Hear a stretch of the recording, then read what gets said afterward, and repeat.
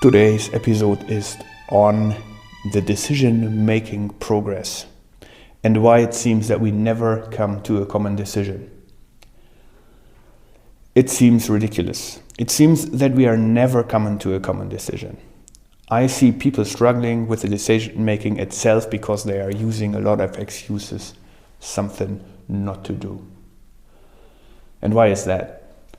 Well, if you think about an interdepartmental decision-making process, then each of the departments might have a different opinion about how to execute and how to come to a solution. So whenever there is a decision to make, most people hide behind stories and things like, I don't have the resource, I only can make it within a project, I will get no funding for it, we are already overloaded with the daily tasks, and we have to deliver on so and so forth. And this might be true, and this for sure can be. But if you think this through and follow the path of thinking to the end, you will come to no more decisions. And that means that you will never change a thing. And if you are not capable of changing things anymore, that means at the end, you will not be able to improve yourself, your department, your company, your team, the things that you are working on, or anything else. It will be stagnation. And stagnation is fail to deliver. And this then will end up in a situation where your company will lose market reputation. Your company will lose customers. Your company will lose market shares. At the end, you will lose people, your talents, the most important thing in your business. And at the end, you will lose your business itself. And this all because you are not able to deliver on the decision-making process. Last week I had the chance to perform an audit within a medical device manufacturer, and I was reviewing the decision-making process to come to whether we need to do a deep dive root cause investigation or not. And there is a very effective method to avoid this decision-making loose. And this decision-making process would be done on common agreed values. So you would describe the values that are of most importance for that area, and then you will run through this process whenever there is a decision to make, and you will be guided, and you come to this one point where the decision needs to be taken. And in medtech, this is often the case when you need to do a full root cause investigation and then a corrective action plan to tackle the root cause once and forever. Then a good argumentation is always around the risk to the patient or to the user and the probability that the same failure will happen again. This is a very simple matrix where you put the severity on one axis of the matrix and the probability of occurrence on the other one. Then you draw colors inside it and say when the severity is high, so the impact to the customer is high or the impact to the patient is high, and the probability that this will reoccur is also very high, then there's nothing else to do a deep dive root cause investigation, come up with a corrective action plan, implement those corrective actions once and forever, and then stop the bleeding. If you have considered what are your probabilities, what are the calculated probabilities of those events before the decision-making process, and you write it down in a nice procedure, and you draft it this way, that there is no more emotions necessary. And that is a problem. That is the real challenge. try to discuss without emotions. When the event occurs, I see people again and again discussing around the same things that I already mentioned. I don't have the resource. I don't believe this is a problem.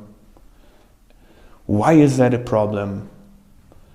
I think that the customer did it wrong. I don't want to change it. And then the whole discussion starts again. And this is common practice, what I have seen in many companies. And those bad argumentations oftentimes comes from the R&D department. And this is clear because they are proud of what they have delivered. They are proud of what they have designed. They are proud that the development process is over. They have touched most probably the last gate and they are handed it over already to production. And so they think, this is no longer my responsibility because I have new tasks to do. I have new designs in front of me. I have new things to do. And those new things are often pretty much of importance because the business itself, the shareholders, the CEO, they all have interests that the new development of products will be done in the appropriate time, fast to market. And this is the reason why they don't want to take care about old issues. And that is one of the major challenges in problem solving. Problem solving seems always to look into the past and not into the future. And I don't want to care about past made decisions that might have been wrong. And I don't want to be remembered that I have taken those decisions. And I don't want to be remembered that this might have been my failure. But if you are not able to stand up for your own responsibility, also for the failures that you have produced, and maybe at that time it was the right decision because you didn't know it better, then there's always the chance to improve. There's always a chance to learn from it, to learn for yourself, to learn for others, to learn for the department, to learn for the business. And this is the key thing in it, learning. Learning by overcoming failures. So the obstacle we shall see as a gift, because with this gift we are getting something. We are getting the chance to improve ourselves. We are getting the chance to become better. So in case that you have defined your decision-making metrics and imagine that you are also using the probability of occurrence of a event or a failure to reoccur, and that you have also based it on the severity of harm that it might influence the patient or the user. Then there is no discussion about the decision itself, and you can take the decision up into your own department, discuss with your manager, with the boss, what is now of highest importance? Shall we fix this old thing here? Or shall we go on with a new design? And this is, in common practice, kind of a repetitive thing, that people tend to only concentrate on the new development because it seems to be very, very important for everybody. And the project manager who runs now the problem-solving process itself, they often lack to discuss the resource impact that this would need. And if there is no dedicated project manager for the decision-making process in this area, it's clear what will happen. The same thing, no improvement. So you need a dedicated project manager within the decision-making process, and this project manager needs to get the responsibility to discuss with the departmental leaders and request for the resource need. This way you can overcome this obstacle, overcome discussions, overcome also the emotions that the decision-making process always brings with itself. Back to my audit that I was able to perform.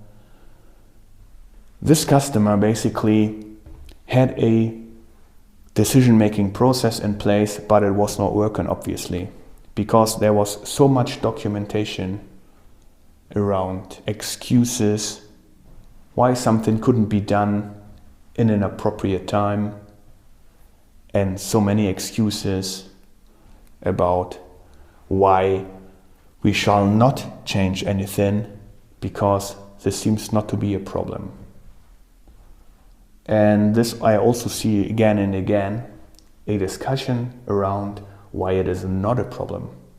But obviously, in my case, customer complaints are behind it. So there are customers in the field who are complaining about the product that my customer delivers to their customers.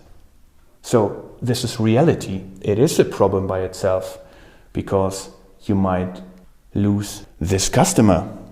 I have not seen this working in real life, unfortunately, a couple of times, especially when it comes to quality, and this is basically a quality process here. Everybody agrees today that quality is the key to high-priced products. Imagine you're buying a nice and neat car. The car that you would choose for needs highest quality. Also in your private life, most probably, if you are interested in high quality, then you know that high quality comes most of the time with a higher price. But unfortunately, when it comes to the cost consideration, all of a sudden, all set decisions and all promises seems not to be relevant anymore. So imagine that you want to sell a high-priced product, and that's most probably that everybody wants. Selling a high-priced product, having a nice benefit, having a nice return on invest, making money. That's basically the idea behind it. So your promise to your customer is you get a high-priced product, but you also get a very high quality, a very neat product. Now imagine in this decision-making process, you are deviating from the highest quality standards. All of a sudden, all set decisions and all promises seems not to be relevant anymore. This will lead to stress in your organization, and this will make people leave the company at the end because they most probably came to the company because they have had the same idea. It's very nice to work on a product which is high quality and which provides and promises a high price. Just imagine that would have joined the company for the reason of quality. What would they believe if quality is all of a sudden no longer the number one priority anymore? Exactly, they get distracted. They start looking around for other options and they start mourning. The message is clear. Take care to follow the set values, also in times when it is hurting, when it costs money, when it costs stress and extra effort. Everybody will feel better about it because they will be proud of the results. Is this not worth more on a long run than follow an immediate instinct to save money? Is it not worth to think about it because you promised your customer that you want to deliver always on a very high quality standard. The tip of the week. This has to do with daily tasks and how these daily tasks glue to your strategy, to your common set tactics. I'm having great goals, and I guess you have the same. Imagine you have a team. You might have targets for your team. You might have goals that everybody shall achieve in a set time frame. You have your reviews of those again and again. But in a daily routine, you don't think about them. That is happening to me again and again. And I was asking myself, how could I overcome it? Because there are so many daily tasks to do in my routine, so many nitty-gritty details to take care about, that I have two options. One is do micromanagement and jump from one square to the other, trying to do everything at the same time. But I'm not multitasking person, and I guess that most of the people aren't, because our capacity of our brain only can do one thing at one time. So this leads to immediate stress, to a very high stress level at the end, because you need to decide what to do each and every day. And this is the same for me. And I have been so often at this point where I didn't know what to do next. And then I drew myself a nice little matrix, 3x3 squares. And on one axis I put impact, and on the other one I put probability of success. And now I'm trying to look at my tasks all from the result that my task might have. So when I'm performing a task, what is the output of that task, and what that output could do to my customers, whether this is my team, whether this is one teammate, whether this is my boss, or whether this is my real customer, or whether this is my strategy, or whether this is what we want to achieve in development, or whether this is anything else. And behind this matrix is basically the value that it stands for. So if one of the values that is important in your team or in your area is quality, then you might discuss the one task that you are standing before and discuss with yourself if this task has an impact on quality. And if it has one, then rank it as medium or high in your set metrics.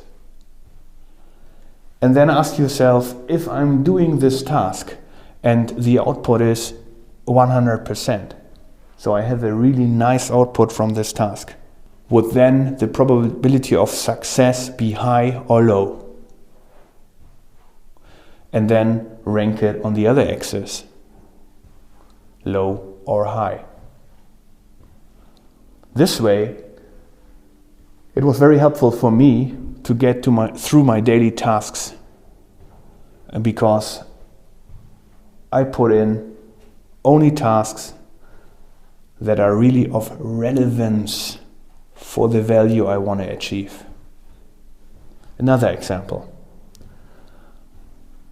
I'm about to develop an online learning program because I want to obviously expand my business and I want to get new customers in and I want to attract the market. So my value behind this matrix, in my case, would be development to a customer need. And again, when I'm looking at the tasks that I have set, I'm asking myself, what is the impact that I might do with this single task to my customer? And what is the probability of success that I would get when I'm performing this task? Or what is the probability of success that my customer might have if I am performing that task? This way, it's very easy now for me to start my day, or whenever I have a time, a break, think about something else, and I'm going now back to work. I'm choosing the next one from that matrix. And I'm doing that every day, basically, in the morning. Now, we haven't discussed about the timely impact yet, because I think that it is also necessary to take care about what is, from a result, relevant today to be performed, because the impact of it will be today, tomorrow, or the day after. Or we might have immediate time impacts that only show up next week, in 2 weeks, and maybe a month. The success, the probability of success. And then you would have those who are of no further interest. So my matrix now, my 3x3 case matrix, looks a way that I have on a high impact and on a high probability of success green fields, and those are immediate to-dos for me. Those are the to-dos that I need to perform today. And there are others, the medium time can-dos, which I mark yellow in my matrix, and they might have been a very high impact, but the probability of success might not be very high. Or the impact is not so high, so medium high, and the probability of success is also medium. I mark those yellow. But I know that I need to take care about those, because they might also bring a very nice success, but not today, tomorrow, and maybe not in 1 week, but maybe next month. And then I have those who have not a high impact and which have not a high probability of success. And those I mark red, and those are to be delegated to somebody else, or you just don't do them. Throw them away, scrap them. You don't need them, because from a result, the output of those might have a very low probability of success, and the impact therefore also is very low. This way, it's very easy to come to your next target, to your next task to perform. And basically, the values behind it, or the goals behind this matrix, you can exchange. But the way is always the same. Look from it, from the possible result you might produce. And this is not put on the output of your task, but this is more on the result of the task. So what would this task, if it is completed to 100%, have an impact of the success?